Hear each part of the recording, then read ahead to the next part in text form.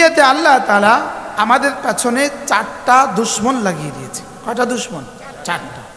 প্রথম দুশমন হলো নফস। প্রথম দুশমন কি? 2 নাম্বার দুশমন হলো নারী। 3 নাম্বার দুশমন হলো শয়তান। 4 নাম্বার দুশমন হলো দুনিয়া। বলেন কয়টা? 1 নাম্বার, 2 নাম্বার, 3 নাম্বার শয়তান, 4 নাম্বার। এই 4টার সাথে পঞ্চম দুশমন হলো হুকুমত। কয়টা? এই 4টার সাথে পঞ্চম দুশমন কি বলেন? হুকুমত। 1 number, 2 number, 3 number, 4 number, 5 number হুকুমত।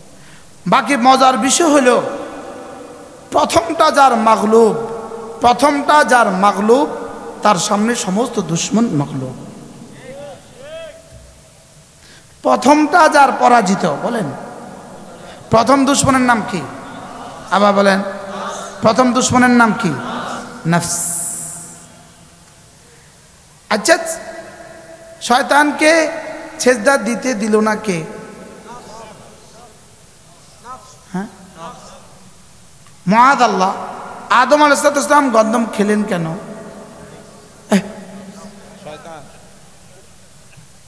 শয়তান নফসের মোকাবেলায়, নফসের কারণে সে সেজদা দেয় নাই। এই নফসের কারণে সেজদা দেয় নাই, এজন্য তওবা নসিব হয় নাই। শয়তানের কারণে গন্ধম খেয়েছে, এজন্য তওবা নসিব হয়ে গেছে। সুবহানাল্লাহ। নফস শয়তানে ধোঁকা দিয়া দিয়া দিয়া দিয়া দিয়া দিয়া দিয়া দিয়া যেখানে গিয়ে শেষ করে রব্বা মাফ করে দাও, যাও মাফ। কি মানুষ মা'মুরে বিহ ছেড়ে দেয় কখন? মানহি আনহু করে কখন? মানুষ আদিষ্ট বস্তু ছাড়ে কখন? আর মানুষ নিষিদ্ধ বস্তু করে কখন? আদিষ্ট বস্তু ছাড়ে কখন? নিষিদ্ধ বস্তু করে কখন? আদিষ্ট বস্তু ছাড়ে নফসের বুনিয়াদে, আর নিষিদ্ধ বস্তু ছেড়ে দেয়, নিষিদ্ধ বস্তু করে ফেলে মানুষ শাহওয়াতের বুনিয়াদে। বুঝেন নাই? ঠিক না বুঝেই কইছেন। হ্যাঁ, যেমন ধরেন নামাজ ছাড়ে কখন? কোন কারণে মানুষ নামাজ ছেড়ে দেয়? বলেন কোন কারণে মানুষ নামাজ ছেড়ে দেয়? শুধুই কিবির, ফখর, অহংকারের কারণে। কোন কারণে? অহংকারের কারণে। পড়লাম না নামাজ, কি হবে? পড়লাম না, কি হবে দেখি। লেকিন খোদা না খাস্তা ছবি দেখে কেন মানুষ? ফখরের কারণে নয়, নফসের কারণে, শাহওয়াতের কারণে, শাহওয়াতের কারণে। এখন মানি আনো নিষিদ্ধ বস্তু করে কখন? শাহওয়াতের কারণে। নিষিদ্ধ বস্তু করে কেন? শাহওয়াতের কারণে। আর আদিষ্ট বস্তু ছেড়ে দেয় কেন? অহংকারের কারণে। এই জন্য আদিষ্ট বস্তু ছেড়ে দিলে যে পরিমাণ গুনাহ হয়, নিষিদ্ধ বস্তু করলে যে পরিমাণ গুনাহ হয়, নিষিদ্ধ বস্তু করলে যে পরিমাণ গুনাহ হয়, আদিষ্ট বস্তু ছেড়ে দিলে যে পরিমাণ গুনাহ হয়, নিষিদ্ধ বস্তু করার চেয়ে কোটি কোটি গুণে বেশি গুনাহ হয় আদিষ্ট বস্তু ছেড়ে দিলে। বুঝাতে পারলাম না? বুঝাতে পারছি? বলেন কি বুঝছেন? কোন বলেন, বলেন বক্তা, বলেন বলেন। নিষিদ্ধ বস্তু করা, বলেন গুনাহ হয় না? হয় না? হয়। এবার নামাজ ছেড়ে দেওয়া, এবার কোনটাতে গুনাহ বেশি?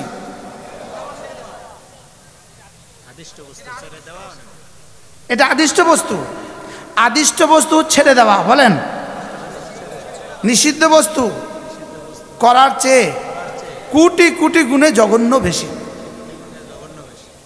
যেমন ধরেন একজন মহাজন তার কর্মচারীকে বলল, এই শোনো আজকে এটা এটা করবা, এটা এটা করবা, এটা কিন্তু করে রাখবা, আর খবরদার ওই দোকানে যাইও না। আদেশ করছে কি? আর ওই দোকানে যাইও না, এটা কি? নিষেধ। আইসা দেখে যে ওই দোকানে সে একবার গেছে। কিরে তোরে মানা করলাম, গেলি যে? মাফ করে দেন। আচ্ছা যা মাফ। কেন? নিষিদ্ধ বস্তু কি?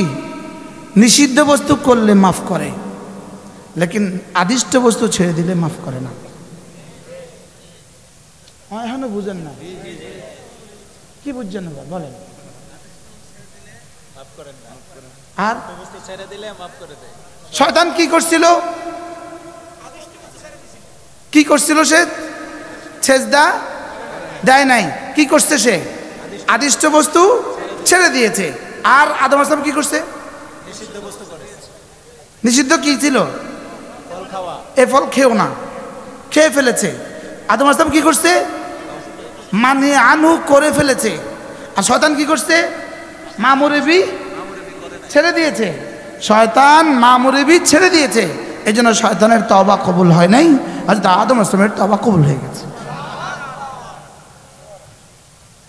যারা নামাজ পড়ে না, মুআযালাত জিনা করে সে লজ্জিত হয়, লেকিন নামাজ পড়ে না সে লজ্জিত হয় না। বলেন বাস্তব না বাস্তব?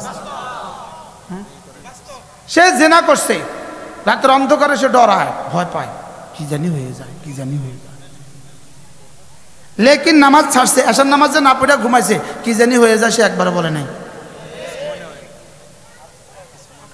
আফসোস করে নাই। কথা কি বুঝাইতে পারছি?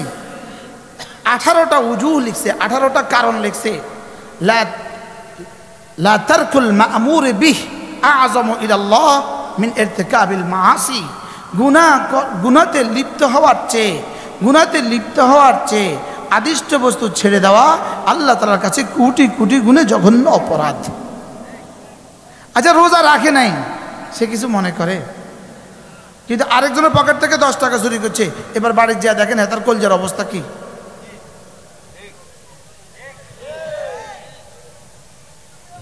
রোজা রাখে নাই, এটা সে কিছু মনে করে না, লেকিন আরেকজনের কাছ থেকে কাঁঠাল পাইয়া খেয়ে ফেলছে, 1 সপ্তাহ ডর থাকে, ডর লাগে, আরে কি জানি হয়ে গেল, আরে কি জানি হয়ে গেল। তাইলে বোঝা গেছে মানহি আনহু, নিষিদ্ধ বস্তু করার থেকে আদিষ্ট বস্তু ছেড়ে দেওয়া কি জঘন্যতম। এবার দেখেন, যেমন ধরেন আজকাল 800 কোটি মুসলমান মানুষ আছে, 800 কোটি মানুষ একসাথে একটা নফল সেজদা দিল। কতটা সেজদা হয়েছে? মোট 2টা দিল। এবার কত হয়েছে? আচ্ছা, এবার যদি 2 রাকাত নামাজ পড়ে, এবার কত হয়েছে? আচ্ছা, এবার যদি সবাই একটা একটা উমরা করে, তো কয়টা হয়েছে? 800। হ্যাঁ,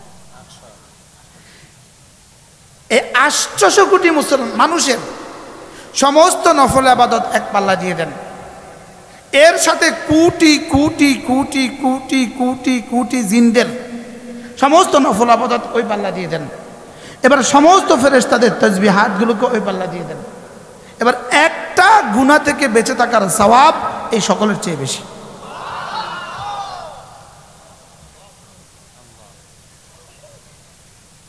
কি? লা তারকু যাররাতিন মিনাল মাআসি, লা তারকু যাররাতিন মিনাল মাআসি, এক যাররা গুনাহ ছেড়ে দেওয়া, খায়রুম মিন ইবাদাতি সাকালাইন, সমস্ত জিন ও ইনসের নওয়াফিলের চেয়ে আল্লাহ তাআলার কাছে শ্রেষ্ঠ। এবার বলুন তো, কি পরিমাণ সুযোগ ছিল আমাদের জীবনে ইবাদতে সাকালাইন, কায়নাতের সমস্ত মাখলুকাতের চেয়ে শ্রেষ্ঠ নেকি কামাবার কি পরিমাণ সুযোগ ছিল আমাদের জীবনে। কি ছিল কিনা বলেন? একবার ভিন নারী থেকে 2 চোখ নিচু করা, হাকিমুল উম্মত বলেন 10,000 রাকাত নফলের চেয়েও ভারী। আচ্ছা, 10,000 রাকাত নফল নামাজে সূরা ফাতিহা কতবার? আচ্ছা, কমপক্ষে সূরা ইখলাস কতবার? 5,000 বার। সূরা কাউসার 5,000 বার। আচ্ছা, এবার রুকুতে রুকু কয়টা? 10,000 রাকাতে রুকু কয়টা? আচ্ছা, 10,000 রাকাতে রুকু যদি 10,000 হয়, তো তাসবিহ কতবার? 30,000 বার। এবার সেজদা কয়টা? 20,000। এবার রুকু সেজদা তাসবিহ কয়টা? এবার বলুন তো দেখি, একবার ভিন নারী থেকে দু চোখ নিচু করার স্বভাব কত? হ্যাঁ, লাতারকু যাররাতিন মিনাল মাসি,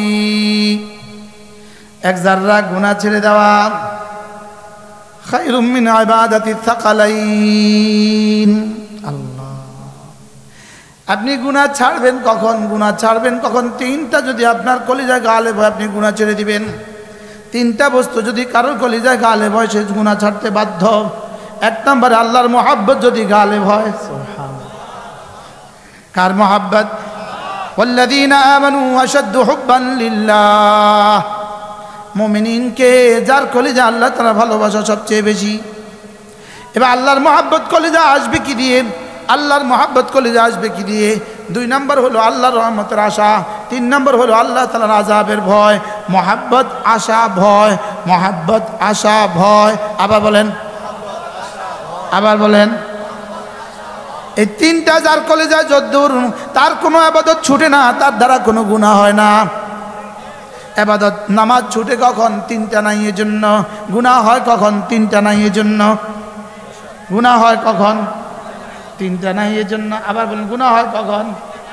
তিনটা নাই এর জন্য গুনাহ হয়ে যায়। জামাত ছুটে কখন? তিনটা নাই এর জন্য জামাত ছুটে যায়। তাকবীরে উলা ছুটে কখন? এই তিনটা নাই এর জন্য তাকবীর উলা ছুটে যায়। জামাত ছুটে কখন? তিনটা নাই এর জন্য জামাত ছুটে যায়। নামাজ ছুটে কখন? তিনটা নাই এর জন্য নামাজ ছুটে যায়। রোজা রাখে না কারা? এই তিনটা নাই যাদের, তাদের রোজা রাখে না। বলেন, রোজা রাখে না কারা? এখন বলবেন হুজুর এই তিনটা আসবে কিভাবে? তিনটা আসার পদ্ধতি কি?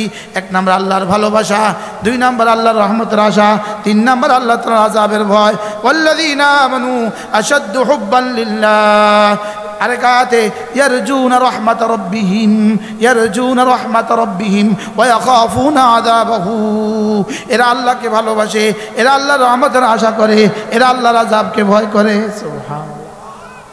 এই জন্য এই তিনটা জিনিস ১৬ লাখ নবীদের মোকাবেলায়, ১৬ লাখ নবীদের তুলনায় হযরত আদম থেকে ঈসা পর্যন্ত ১৬ লাখ নবীদের কাছে এই তিনটা যার কাছে যে পরিমাণ ছিল, সবগুলোকে যদি এক জায়গায় জমা করে দেওয়া হয়, মুহাম্মদুর রাসূলুল্লাহর কাছে এই তিনটা তার চেয়ে বেশি ছিল। এবার ১৬ লাখ নবীদের উম্মতের কাছে, ১৬ লাখ নবীদের উম্মতের কাছে এই তিনটা যে পরিমাণ ছিল, সকলের মিলে এই তিনটা যেই পরিমাণ, হযরত ফারুক আজম থেকে কিয়ামত পর্যন্ত আনেওয়ালা সকল ইমানদারের কাছে এই তিনটা যেই পরিমাণ, সিদ্দিক আকবরের কলিজায় এই তিনটা এর চেয়ে বেশি। কয়টা? কি কি? মহব্বত, ভয়, আশা। বলেন এবার এদিক থেকে বলেন, ভয়, আশা, মহব্বত। এবার উপর থেকে বলেন, মহব্বত, আশা, ভয়। কয়টা? কি কি? আল্লাহ। মহব্বত কেন হবে? যেহেতু তিনি রব লাগেন, এই জন্য মহব্বত হওয়াই লাগে। রব মানে আল মুতি, দেনেওয়ালা। রব মানে মুনঈম, সমস্ত নিয়ামত দেনেওয়ালা। রব মানে সব কিছু দেনেওয়ালা। আল মুতি আল মুনঈম ইউহাব্বু আলা কদরি নামিহি, যিনি আমাকে দান করেন তাকে ভালোবাসতে হয় তার নিয়ামত হিসাবে। একজন 10 টাকা দিলেন তো তাকে আপনি সালাম দেন। আরেকজন 100 টাকা দিলেন, এবার মহব্বতটা কেমন? আরেকজন 1000 টাকা, এবার মহব্বতটা কেমন? আরেকজন 1 লাখ, তো এবার মহব্বতটা কেমন? আরেকজন 10 লাখ, তো এবার মহব্বতটা কেমন? এবার বলুন তো, রব আমার কি কি দেনেওয়ালা? আবার বলুন, কি কি দেনেওয়ালা? তো রবকে ভালোবাসতে সে আবার ছবি দেখে কেমনে? তাইলে বোঝা গেছে এখানে ছবি দেখে কেন? রবের ভালোবাসা কলিজায় নাই। এই জন্য ভালোবাসতে হয় 3 কারণে: রূপে গুণে দানে, রূপে গুণে দানে। ভালোবাসতে হয় কয় কারণে? কি কি? সৌন্দর্যের বুনিয়াদে ভালোবাসতে হয়। আমাকে দান করে এই জন্য ভালোবাসতে হয়। ইনি গুণের আধার, এই জন্য ভালোবাসতে হয়। ইনি বড় বড় বড় বিজ্ঞানী, এই জন্য ভালোবাসতে হয়। ইনি বড় ডক্টরের জন্য ভালোবাসতে হয়। ইনি বড় ইঞ্জিনিয়ারের জন্য ভালোবাসতে হয়। ইনি অনেক বড় মিস্ত্রি, এই জন্য ভালোবাসতে হয়। রূপে গুণে দানে, রূপে গুণে দানে, রূপে গুণে দানে, রূপে গুণে দানে। ভালোবাসতে হয় কেন? কি কি? হ্যাঁ, জামাল, কামাল, নওয়াল। সুবহানাল্লাহ। ভালোবাসতে হয় কেন? কি কি? এবার বলুন তো দেখি, এই ফুল যদি এই ছোট্ট গাছটা, এতটুকু একটা গাছের মধ্যে এতগুলো ফুল যিনি দিলেন, এই ফুল যদি এত সুন্দর হয়, এই ফুল বানানেওয়ালা কত সুন্দর। গাছের থেকে ফুল বেশি। সুবহানাল্লাহ বলেন, কি কি বলে? হ্যাঁ, গাছটা কদ্দুর, ফুল কয়টা? তাহলে এই কায়নাত যদি এত সুন্দর হয়, এই চাঁদ যদি এত সুন্দর হয়, এই সূর্য যদি এত সুন্দর হয়, এই সাগর আর মহাসাগর যদি এত সুন্দর হয়, এই পাখিগুলো যদি এত সুন্দর হয়, এই ফুলগুলো যদি এত সুন্দর হয়, এই ড্রাগন যদি এত লাল হয়, এই আপেলের যদি এত কালার হয়, সুবহানাল্লাহ বলে, আপেলের যদি এত কালার হয়, আঙ্গুরের যদি এত কালার হয়, গোলাপের যদি এত কালার হয়, এই চামেলিয়ার বেলি যদি এত সুন্দর হয়, মুহাম্মদুর রাসূলুল্লাহ যদি এত সুন্দর হয়, কি আচ্ছা কেমন ছিল মুহাম্মদুর রাসূলুল্লাহর দাঁত মোবারক? কেমন ছিল মুহাম্মদুর রাসূলুল্লাহ সাল্লাল্লাহু আলাইহি ওয়াসাল্লামের চেহারা মোবারক? কেমন ছিল? তো তার বানানেওয়ালা কেমন সুন্দর। খুলিকতা মুবাররাআন মিন কুল্লি আইবিন কান্নাকা খুলিকতা কামা তাশাউ। আচ্ছা কেমন ছিল নবীজির চেহারা? সুবহানাল্লাহ। হ্যাঁ, হযরত ইউসুফের চেহারা কেমন ছিল? হযরত ইউসুফ যদি এত সুন্দর হয়, ইউসুফের বানানেওয়ালা কেমন সুন্দর। মুহাম্মদুর রাসূলুল্লাহ যদি এমন সুন্দর হয়, তার বানানেওয়ালা কেমন সুন্দর। কেমন ছিল আম্মা আয়েশা? আল্লাহই জানে। সুবহানাল্লাহ। আম্মা আয়েশা কেমন ছিল? আল্লাহই জানে। যার শানে রব্বে কারীম একটানা 10টা আয়াত নাযিল করেছেন। হ্যাঁ, সুবহান।